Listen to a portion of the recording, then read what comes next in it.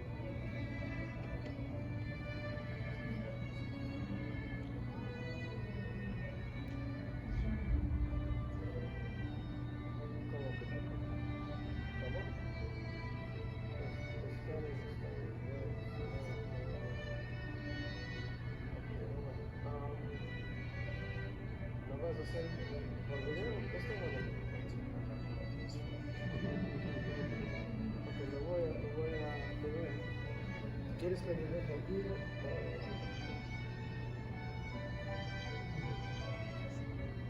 Vale, te voy a dejar donde estás hablando.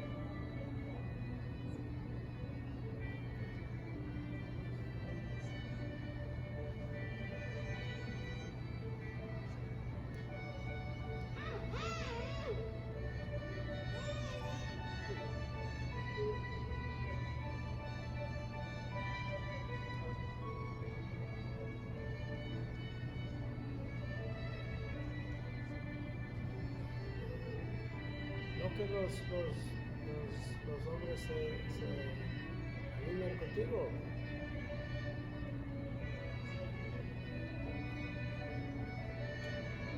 Would you all please stand?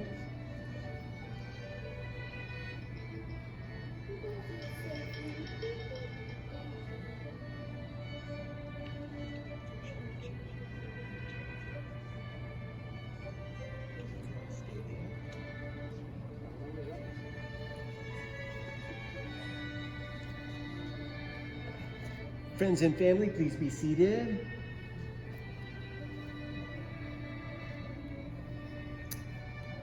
Well, who gives this woman to be married to this man? I do. Very good. You may be seated.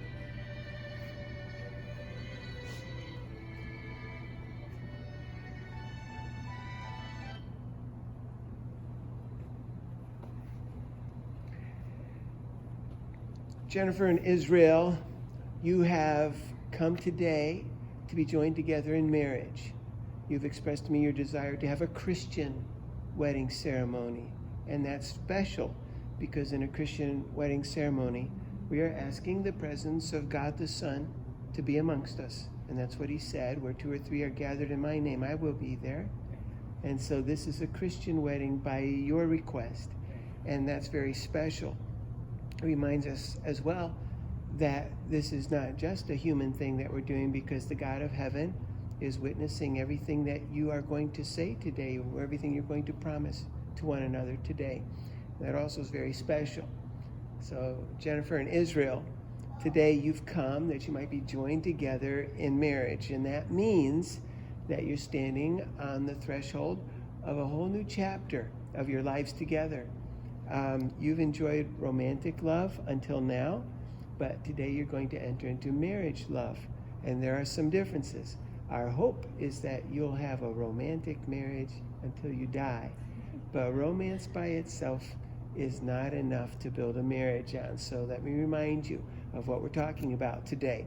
Romance is a wonderful thing, but romance is based on precarious emotion. In marriage love, we're basing our love on commitment. We have devoted ourselves to this. It is our mission. Romantic love is blind to faults.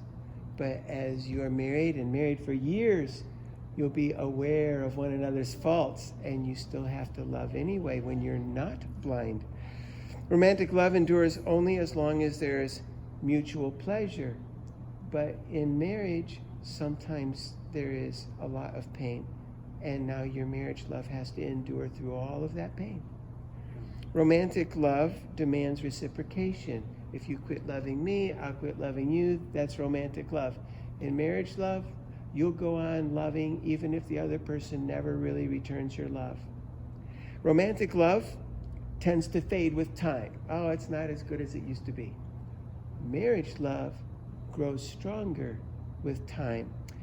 And finally, romantic love can be enjoyed by very immature, even juvenile characters. I mean, children can have puppy love, right? But marriage love requires a maturity that many, many people in our culture today never have the ability to achieve.